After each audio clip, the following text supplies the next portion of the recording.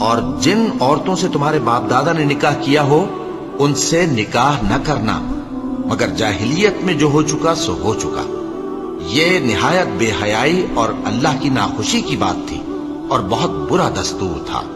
تم پر تمہاری مائیں اور بیٹیاں اور بہنیں اور پھوپھیاں اور خالائیں اور بھتیجیاں اور بھانجیاں اور وہ مائیں جنہوں نے تم کو دودھ پلایا ہو اور رضائی بہنیں اور ساسیں حرام کر دی گئی ہیں، اور جن عورتوں سے تم خلوت کر چکے ہو ان کی لڑکیاں جنہیں تم پرورش کرتے ہو وہ بھی تم پر حرام ہیں۔ ہاں، اگر ان کے ساتھ تم نے خلوت نہ کی ہو تو ان کی لڑکیوں کے ساتھ نکاح کر لینے میں تم پر کچھ گناہ نہیں، اور تمہارے صلبی بیٹوں کی عورتیں بھی اور دو بہنوں کا اکٹھا کرنا بھی حرام ہے، مگر جو ہو چکا سو ہو چکا۔ بے شک اللہ بخشنے والا ہے، بڑا مہربان ہے۔ اور شوہر والی عورتیں بھی تم پر حرام ہیں مگر وہ جو قید ہو کر باندیوں کے طور پر تمہارے قبضے میں آ جائیں۔ یہ حکم اللہ نے تم کو لکھ دیا ہے، اور ان محرمات کے سوا دوسری عورتیں تم کو حلال ہیں، اس طرح سے کہ مال خرچ کر کے ان سے نکاح کر لو، بشرطے کہ نکاح سے مقصود عفت قائم رکھنا ہو، نہ کہ شہوت پرستی۔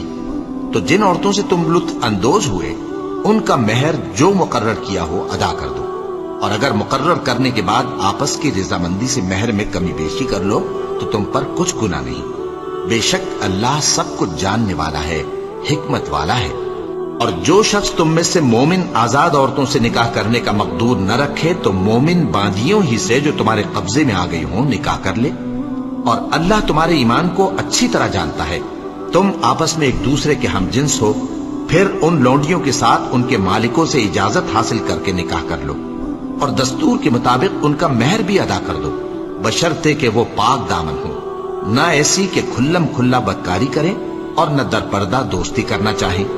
پھر اگر وہ نکاح میں آ کر بدکاری کا ارتکاب کر بیٹھیں تو جو سزا آزاد عورتوں کے لیے ہے اس کی آدھی ان کو دی جائے۔ یہ باندھی کے ساتھ نکاح کرنے کی اجازت اس شخص کو ہے جسے گناہ کر بیٹھنے کا اندیشہ ہو، اور یہ بات کہ صبر کرو تمہارے لیے بہتر ہے، اور اللہ بخشنے والا ہے، مہربان ہے۔ اللہ چاہتا ہے کہ اپنی آیتیں تم سے کھول کھول کر بیان فرمائے اور تم کو اگلے لوگوں کے طریقے بتائے اور تم پر مہربانی کرے، اور اللہ جاننے والا ہے، حکمت والا ہے۔ اور اللہ تو چاہتا ہے کہ تم پر مہربانی کرے، اور جو لوگ اپنی خواہشوں کے پیچھے چلتے ہیں وہ چاہتے ہیں کہ تم سیدھے رستے سے بھٹک کر دور جا پڑو۔ اللہ چاہتا ہے کہ تم پر سے بوجھ ہلکا کرے، اور انسان طبعاً کمزور پیدا ہوا ہے۔ مومنوں، ایک دوسرے کا مال ناحق نہ کھاؤ۔ ہاں، اگر آپس کی رضامندی سے تجارت کا لین دین ہو اور اس سے مالی فائدہ حاصل ہو جائے تو وہ جائز ہے، اور اپنے آپ کو ہلاک نہ کرو، کچھ شک نہیں کہ اللہ تم پر مہربان ہے۔ اور جو زیادتی کرتے ہوئے اور ظلم سے ایسا کرے گا تو ہم اس کو عنقریب جہنم میں داخل کریں گے، اور یہ اللہ کو آسان ہے۔ اگر تم بڑے بڑے گناہوں سے جن سے تم کو منع کیا جاتا ہے پرہیز کرو گے تو ہم تمہارے چھوٹے چھوٹے گناہ معاف کر دیں گے اور تمہیں عزت کے مکانوں میں داخل کریں گے۔ اور جس چیز میں اللہ نے تم میں سے بعض کو بعض پر فضیلت دی ہے اس کی تمنا مت کرو۔ مردوں کو ان کاموں کا ثواب ہے جو انہوں نے کیے، اور عورتوں کو ان کاموں کا ثواب ہے جو انہوں نے کیے، اور اللہ سے اس کا فضل و کرم مانگتے رہو، کچھ شک نہیں کہ اللہ ہر چیز سے واقف ہے۔ اور جو مال ماں باپ اور رشتہ دار چھوڑ مریں تو حقداروں میں تقسیم کر دو کہ ہم نے ہر ایک کے حقدار مقرر کر دیے ہیں، اور جن لوگوں سے تم عہد کر چکے ہو ان کو بھی ان کا حصہ دو، بے شک اللہ ہر چیز پر نگراں ہے۔ مرد عورتوں پر حاکم ہیں، اس لیے کہ اللہ نے بعض کو بعض سے افضل بنایا ہے، اور اس لیے بھی کہ مرد اپنا مال خرچ کرتے ہیں۔ تو جو نیک بیویاں ہیں وہ فرمانبردار ہوتی ہیں، اور ان کے پیٹھ پیچھے اللہ کی حفاظت میں مال و آبرو کی خبرداری کرتی ہیں۔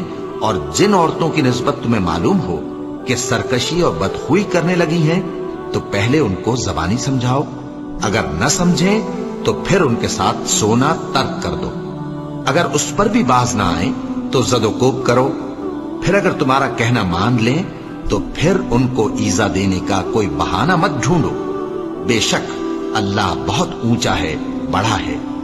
اور اگر تم لوگوں کو معلوم ہو کہ میاں بیوی میں انبن ہے تو ایک منصف مرد کے خاندان میں سے اور ایک منصف عورت کے خاندان میں سے مقرر کرو. وہ اگر صلح کرا دینی چاہیں گے تو اللہ ان میں موافقت پیدا کر دے گا. کچھ شک نہیں کہ اللہ سب کچھ جانتا ہے، سب باتوں سے خبردار ہے.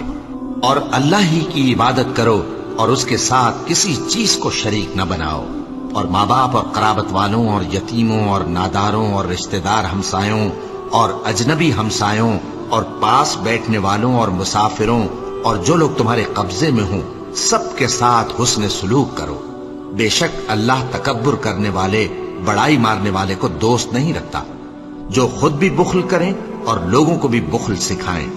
اور جو مال اللہ نے ان کو اپنے فضل سے عطا فرمایا ہے اسے چھپا چھپا کے رکھیں. اور ہم نے کافروں کے لیے ذلت کا عذاب تیار کر رکھا ہے. اور جو خرچ بھی کریں تو اللہ کے لیے نہیں بلکہ لوگوں کے دکھانے کو. اور ایمان نہ اللہ پر لائیں نہ روز آخر پر. اور جس کا ساتھی شیطان ہوا تو کچھ شک نہیں کہ وہ برا ساتھی ہے. اور اگر یہ لوگ اللہ پر اور روز قیامت پر ایمان لاتے اور جو کچھ اللہ نے ان کو دیا تھا اس میں سے خرچ کرتے تو ان پر کیا مصیبت آ پڑتی. اور اللہ ان کو خوب جانتا ہے. اللہ کسی کی ذرہ بر بھی حق تلفی نہیں کرتا. اور اگر کسی نے نیکی کی ہوگی تو اس کو کئی گنا کر دے گا اور اپنے ہاں سے اجر عظیم بخشے گا.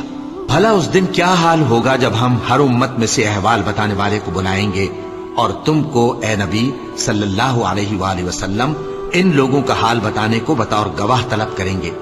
اس روز کافر اور پیغمبر کے نافرمان آرزو کریں گے کہ کاش ان کو دھسا کر زمین برابر کر دی جاتی، اور وہ اللہ سے کوئی بات چھپا نہیں سکیں گے. مومنو، جب تم نشے کی حالت میں ہو تو جب تک ان الفاظ کو جو منہ سے کہو سمجھنے نہ لگو نماز کے پاس نہ جاؤ. اور جنابت کی حالت میں بھی نماز کے پاس نہ جاؤ یہاں تک کہ غسل کر لو.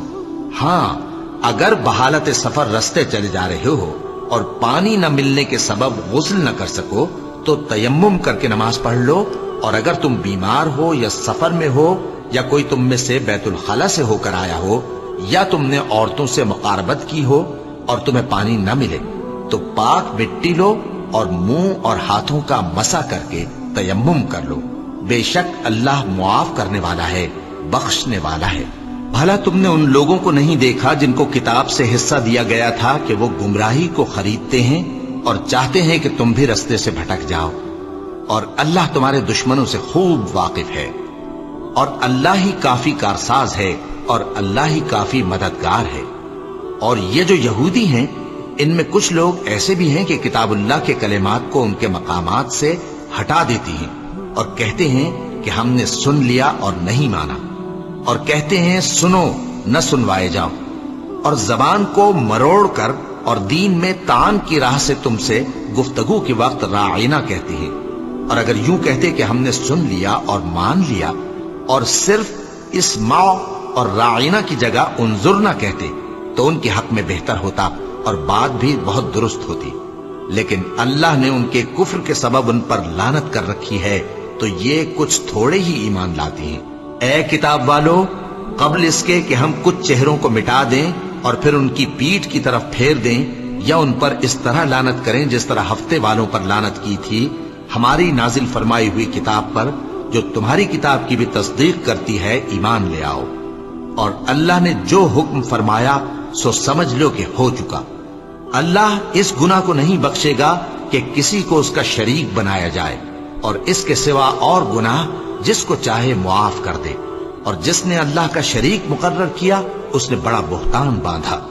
کیا تم نے ان لوگوں کو نہیں دیکھا جو اپنے آپ کو پاکیزہ کہتے ہیں؟ نہیں، بلکہ اللہ ہی جس کو چاہتا ہے پاکیزہ کرتا ہے، اور ان پر دھاگے برابر بھی ظلم نہیں ہوگا. دیکھو یہ اللہ پر کیسا جھوٹ طوفان باندھتے ہیں، اور یہی کھلا گناہ کافی ہے. بھلا تم نے ان لوگوں کو نہیں دیکھا جن کو کتاب سے حصہ دیا گیا ہے کہ بتوں اور شیطان کو مانتے ہیں اور کفار کے بارے میں کہتے ہیں کہ یہ لوگ مومنوں کی نسبت سیدھے رستے پر ہیں. یہی لوگ ہیں جن پر اللہ نے لعنت کی ہے، اور جس پر اللہ لعنت کرے تو تم اس کا کسی کو مددگار نہ پاؤ گے.